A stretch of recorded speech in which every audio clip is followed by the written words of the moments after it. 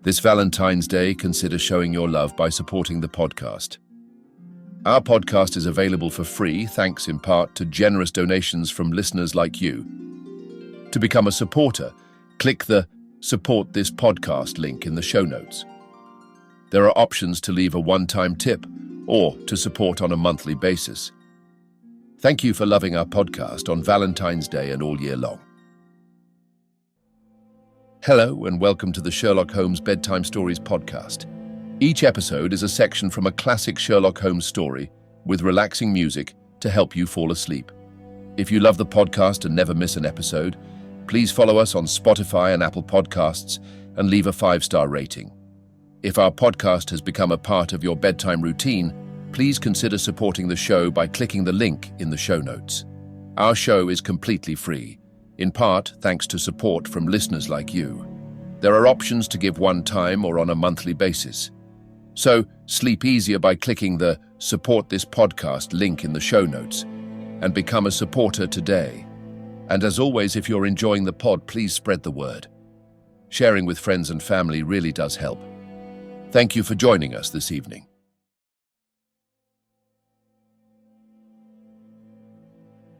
Now it's time to relax. Let your body fall into a comfortable position in your bed and drift gently into a state of total relaxation with tonight's story. The Adventure of the Yellow Face. Part 1. In publishing these short sketches based upon the numerous cases in which my companion's singular gifts have made us the listeners to, and eventually the actors in, some strange drama, it is only natural that I should dwell rather upon his successes than upon his failures.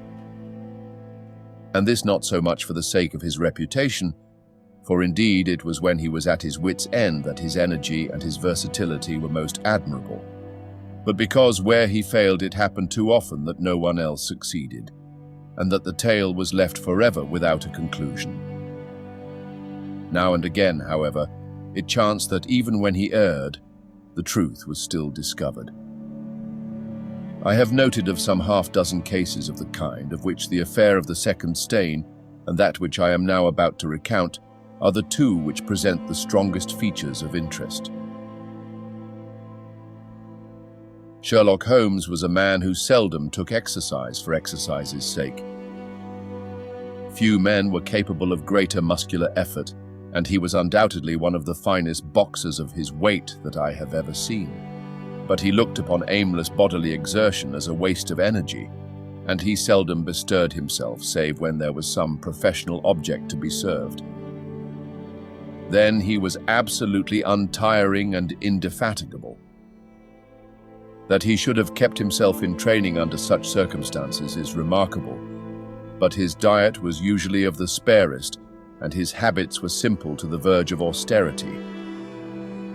Save for the occasional use of cocaine, he had no vices, and he only turned to the drug as a protest against the monotony of existence when cases were scanty and the papers uninteresting. One day in early spring, he had so far relaxed as to go for a walk with me in the park, where the first faint shoots of green were breaking out upon the elms, and the sticky spearheads of the chestnuts were just beginning to burst into their five-fold leaves. For 2 hours we rambled about together, in silence for the most part, as befits two men who know each other intimately. It was nearly 5 before we were back in Baker Street once more. "Beg pardon, sir," said our page boy as he opened the door. "There's been a gentleman here asking for you, sir."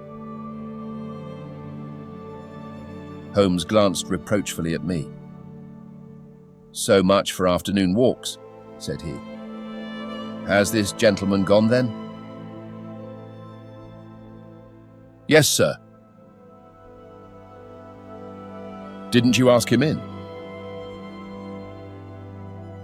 "Yes, sir, he came in." "How long did he wait?" "Half an hour, sir. He was a very restless gentleman, sir, a walking and a stamping all the time he was here. I was waiting outside the door, sir, and I could hear him. At last he outs into the passage and he cries, "Is that man never going to come?" Those were his very words, sir. "You'll only need to wait a little longer," says I. "Then I'll wait in the open air, for I feel half choked," says he. "I'll be back before long." And with that he ups and he outs, and all I could say wouldn't hold him back. Well, you did your best," said Holmes as we walked into our room. "It's very annoying though, Watson. I was badly in need of a case, and this looks, from the man's impatience, as if it were of importance. Hello, that's not your pipe on the table. He must have left his behind him. A nice old briar with a good long stem of what the tobacconists call amber. I wonder how many real amber mouthpieces there are in London. Some people think that a fly in it is a sign. Well, he must have been disturbed in his mind to leave a pipe behind him which he evidently values highly." "How do you know that he values it highly?" I asked. "Well, I should put the original cost of the pipe at 7 shillings and sixpence. Now it has, you see, been twice mended, once in the wooden stem and once in the amber. Each of these mends, done, as you observe, with silver bands, must have cost more than the pipe did originally. The man must value the pipe highly when he prefers to patch it up rather than buy a new one with the same money." "Anything else?" I asked, for Holmes was turning the pipe about in his hand and staring at it in his peculiar pensive way. He held it up and tapped on it with his long, thin forefinger, as a professor might who was lecturing on a bone. "Pipes are occasionally of extraordinary interest," said he. "Nothing has more individuality, save perhaps watches and bootlaces. The indications here, however, are neither very marked nor very important. The owner is obviously a muscular man, left-handed, with an excellent set of teeth, careless in his habits, and with no need to practice economy." My friend threw out the information in a very offhand way, but I saw that he cocked his eye at me to see if I had followed his reasoning. "You think a man must be well-to-do if he smokes a 7-shilling pipe," said I. "This is Grosvenor mixture at 8p an ounce," Holmes answered, knocking a little out on his palm. "As he might get an excellent smoke for half the price, he has no need to practice economy." "And the other points?" "He has been in the habit of lighting his pipe at lamps and gas jets. You can see that it is quite charred all down one side. Of course, a match could not have done that. Why should a man hold a match to the side of his pipe? But you cannot light it at a lamp without getting the bowl charred. And it is all on the right side of the pipe. From that I gather that he is a left-handed man. You hold your own pipe to the lamp and see how naturally you, being right-handed, hold the left side to the flame. You might do it once the other way, but not as a constancy. This has always been held so. Then he has bitten through his amber. It takes a muscular, energetic fellow and one with a good set of teeth to do that. But if I am not mistaken, I hear him upon the stair, so we shall have something more interesting than his pipe to study." An instant later, our door opened and a tall young man entered the room. He was well but quietly dressed in a dark grey suit and carried a brown wide-awake in his hand. I should have put him at about 30, though he was really some years older. "I beg your pardon," said he with some embarrassment. "I suppose I should have knocked. Yes, of course I should have knocked. The fact is that I am a little upset, and you must put it all down to that." He passed his hand over his forehead like a man who is half dazed, and then fell rather than sat down upon a chair. "I can see that you have not slept for a night or two," said Holmes in his easy, genial way. "That tries a man's nerves more than work and more even than pleasure. May I ask how I can help you?"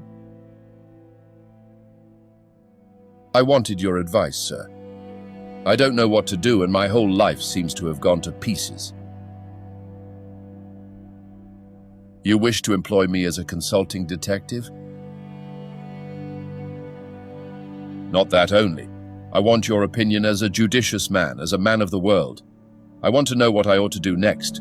I hope to God you'll be able to tell me. He spoke in little, sharp, jerky outbursts, and it seemed to me that to speak at all was very painful to him, and that his will all through was overriding his inclinations. It's a very delicate thing, said he. One does not like to speak of one's domestic affairs to strangers. It seems dreadful to discuss the conduct of one's wife with two men whom I have never seen before. It's horrible to have to do it, but I've got to the end of my tether and I must have advice. My dear Mr. Grant Munro, began Holmes. Our visitor sprang from his chair. What? He cried. You know my name? If you wish to preserve your incognito, said Holmes, smiling, I would suggest that you cease to write your name upon the lining of your hat, or else that you turn the crown towards the person whom you are addressing. I was about to say that my friend and I have listened to a good many strange secrets in this room, and that we have had the good fortune to bring peace to many troubled souls. I trust that we may do as much for you. Might I beg you, as time may prove to be of importance, to furnish me with the facts of your case without further delay? Our visitor again passed his hand over his forehead as if he found it bitterly hard. From every gesture and expression I could see that he was a reserved, self-contained man, with a dash of pride in his nature, more likely to hide his wounds than to expose them.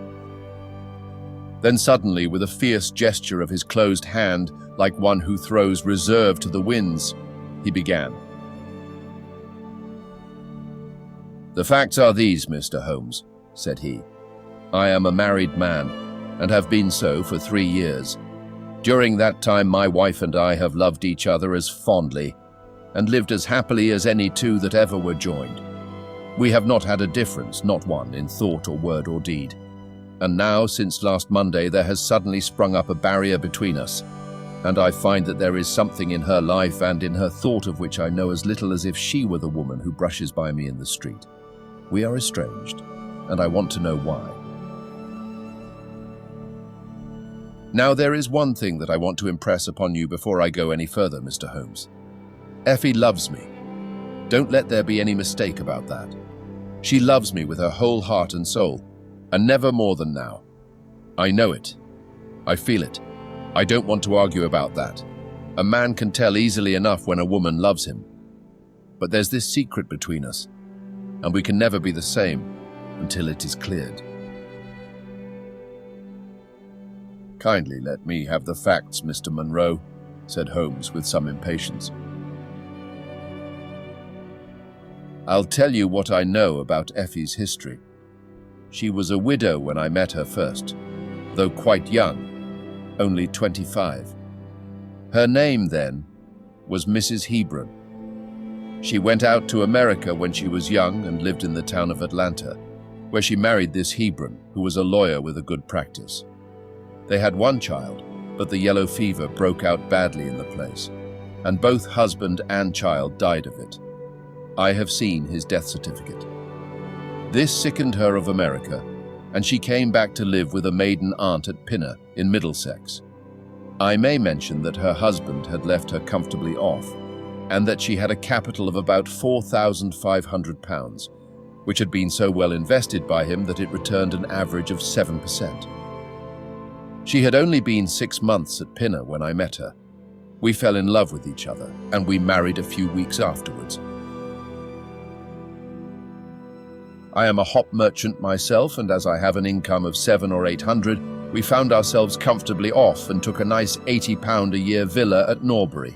Our little place was very countrified, considering that it is so close to town. We had an inn and 2 houses a little above us, and a single cottage at the other side of the field which faces us. And except those, there were no houses until you got halfway to the station. My business took me into town at certain seasons, but in summer I had less to do. And then in our country home, my wife and I were just as happy as could be wished. I tell you that there never was a shadow between us until this accursed affair began. There's one thing I ought to tell you before I go further. When we married, my wife made over all her property to me, rather against my will, for I saw how awkward it would be if my business affairs went wrong. However, she would have it so, and it was done. Well, about 6 weeks ago, she came to me. "Jack," said she, "when you took my money, you said that if ever I wanted any, I was to ask you for it." "Certainly," said I, "it's all your own." "Well," said she, "I want £100. I was a bit staggered at this, for I had imagined it was simply a new dress or something of the kind that she was after. "What on earth for?" I asked. "Oh," said she in her playful way, "you said that you were only my banker, and bankers never ask questions, you know." "If you really mean it, of course you shall have the money," said I. "Oh yes, I really mean it." "And you won't tell me what you want it for?" "Someday, perhaps, but not just at present, Jack." So I had to be content with that, though it was the first time that there had ever been any secret between us. I gave her a check, and I never thought any more of the matter. It may have nothing to do with what came afterwards, but I thought it only right to mention it. Well, I told you just now that there is a cottage not far from our house. There is just a field between us, but to reach it, you have to go along the road and then turn down a lane. Just beyond it is a nice little grove of Scotch firs, and I used to be very fond of strolling down there, for trees are always a neighbourly kind of things. The cottage had been standing empty this 8 months, and it was a pity, for it was a pretty 2-storied place with an old-fashioned porch and honeysuckle about it. I've stood many a time and thought what a neat little homestead it would make. Well, last Monday evening I was taking a stroll down that way, when I met an empty van coming up the lane and saw a pile of carpets and things lying about on the grass plot beside the porch. It was clear that the cottage had at last been let. I walked past it and wondered what sort of folk they were who had come to live so near us. And as I looked, I suddenly became aware that a face was watching me out of one of the upper windows. I don't know what there was about that face, Mr. Holmes, but it seemed to send a chill right down my back. I was some little way off so that I could not make out the features, but there was something unnatural and inhuman about the face. That was the impression that I had, and I moved quickly forwards to get a nearer view of the person who was watching me.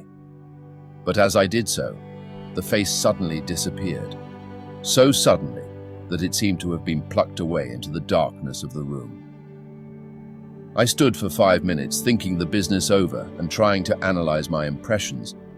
I could not tell if the face were that of a man or a woman. It had been too far from me for that, but its color was what had impressed me most.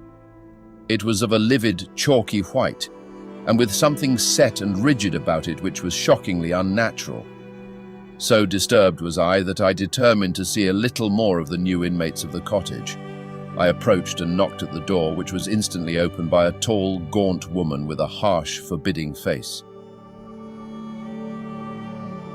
"What may you be wanting?" she asked in a northern accent. "I am your neighbour over yonder," said I, nodding towards my house. "I see that you have only just moved in, so I thought that if I could be of any help to you in any—" "I will just ask you when we want ye," said she, and shut the door in my face. Annoyed at the churlish rebuff, I turned my back and walked home. All evening, though I tried to think of other things, my mind would still turn to the apparition at the window and the rudeness of the woman. I determined to say nothing about the former to my wife, for she is a nervous, highly strung woman, and I had no wish that she would share the unpleasant impression which had been produced upon myself. I remarked to her, however, before I fell asleep, that the cottage was now occupied, to which she returned no reply. I am usually an extremely sound sleeper. It has been a standing jest in the family that nothing could ever wake me during the night. And yet somehow on that particular night, whether it may have been the slight excitement produced by my little adventure or not, I know not, but I slept much more lightly than usual. Half in my dreams I was dimly conscious that something was going on in the room, and gradually became aware that my wife had dressed herself and was slipping on her mantle and her bonnet. My lips were parted to murmur out some sleepy words of surprise or remonstrance at this untimely preparation, when suddenly my half-opened eyes fell upon her face illuminated by the candlelight, and astonishment held me dumb. She wore an expression such as I had never seen before, such as I should have thought her incapable of assuming. She was deadly pale and breathing fast, glancing furtively towards the bed as she fastened her mantle to see if she had disturbed me.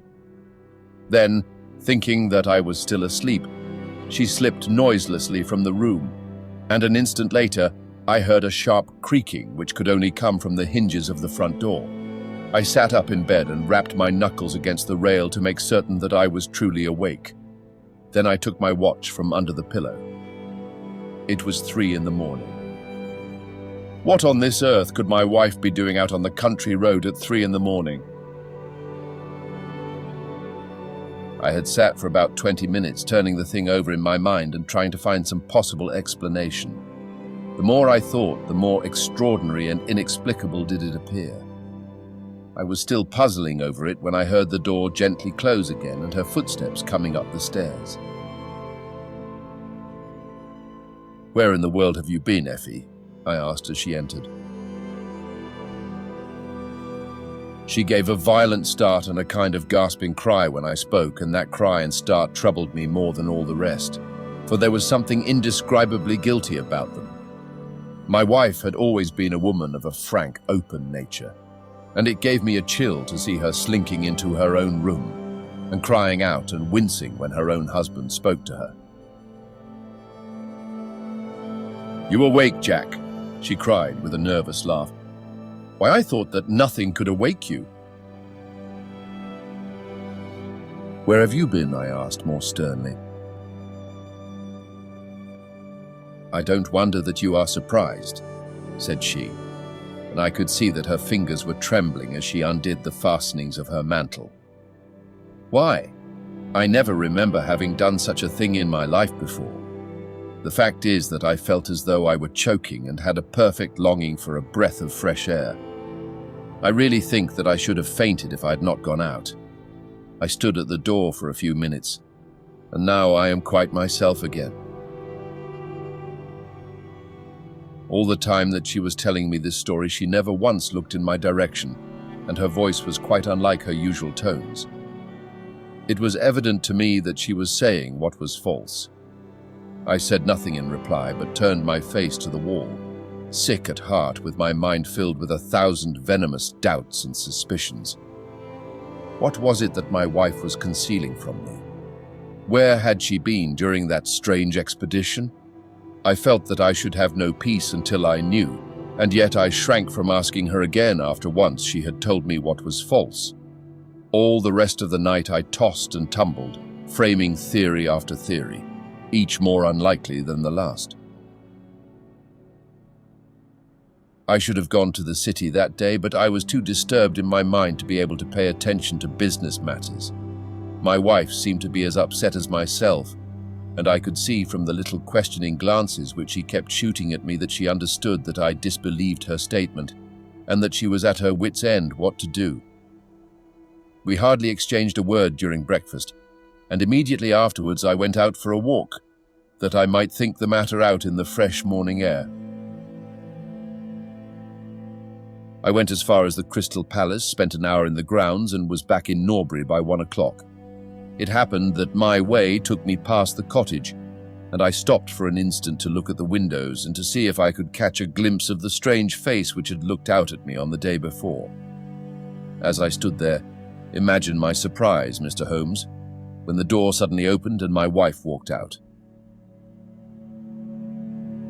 I was struck dumb with astonishment at the sight of her, but my emotions were nothing to those which showed themselves upon her face when our eyes met. She seemed for an instant to wish to shrink back inside the house again, and then, seeing how useless all concealment must be, she came forward, with a very white face and frightened eyes which belied the smile upon her lips. "Ah, Jack," she said, "I've just been in to see if I can be of any assistance to our new neighbors. Why do you look at me like that, Jack? You are not angry with me." "So," said I, "this is where you went during the night." "What do you mean?" she cried.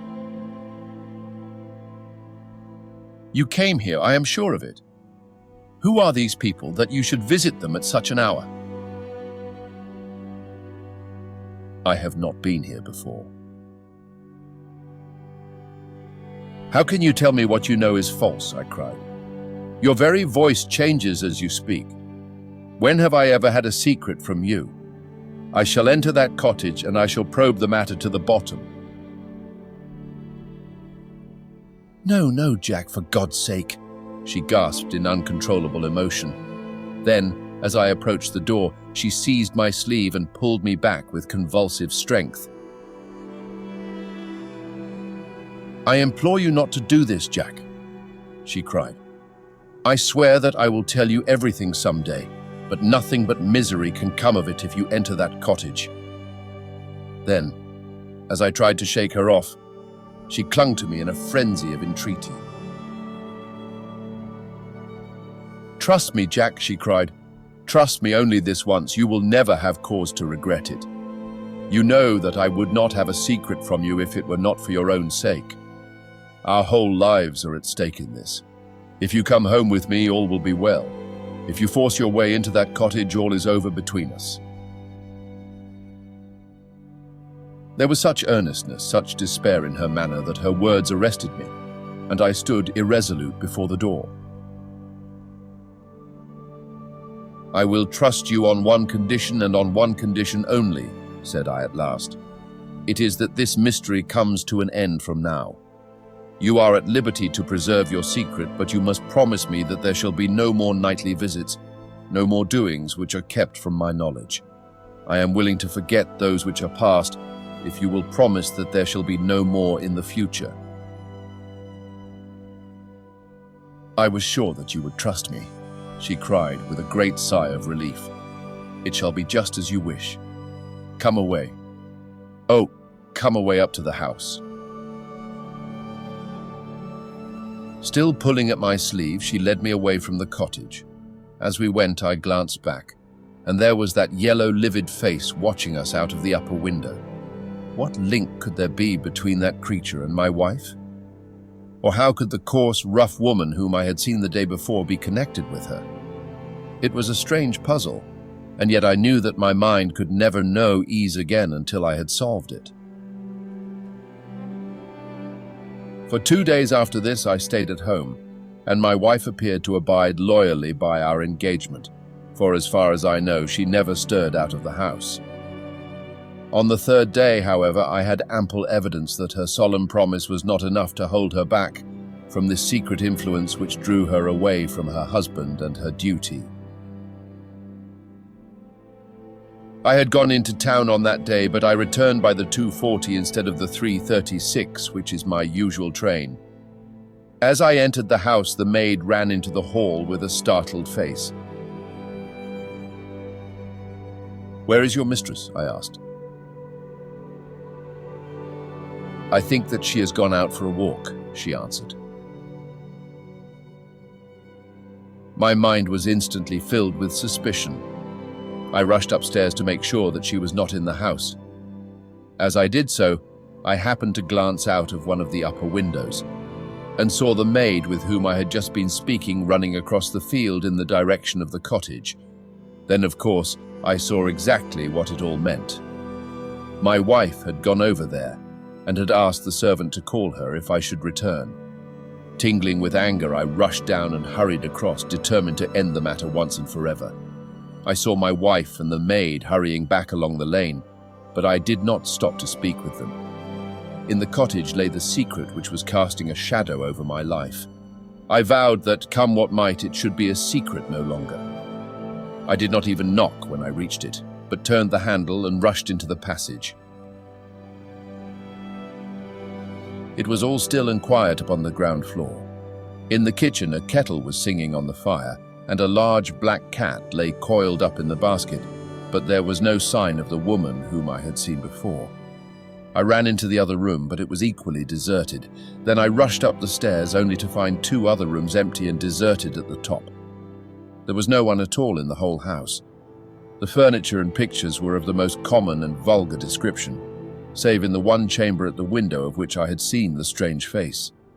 That was comfortable and elegant, and all my suspicions rose into a fierce, bitter flame when I saw that on the mantelpiece stood a copy of a full-length photograph of my wife, which had been taken at my request only 3 months ago. I stayed long enough to make certain that the house was absolutely empty. Then I left it, feeling a weight at my heart such as I had never had before. My wife came out into the hall as I entered my house, but I was too hurt and angry to speak with her, and pushing past her, I made my way into my study. She followed me, however, before I could close the door. "I am sorry that I broke my promise, Jack," said she, "but if you knew all the circumstances, I am sure that you would forgive me." "Tell me everything, then," said I. "I cannot, Jack, I cannot," she cried. "Until you tell me who it is that has been living in that cottage and who it is to whom you have given that photograph, there can never be any confidence between us," said I, and breaking away from her, I left the house. That was yesterday, Mr. Holmes, and I have not seen her since, nor do I know anything more about this strange business. It is the first shadow that has come between us, and it has so shaken me that I do not know what I should do for the best. Suddenly, this morning, it occurred to me that you were the man to advise me. So I have hurried to you now, and I place myself unreservedly in your hands. If there is any point which I have not made clear, pray question me about it. But above all, tell me quickly what I am to do, for this misery is more than I can bear.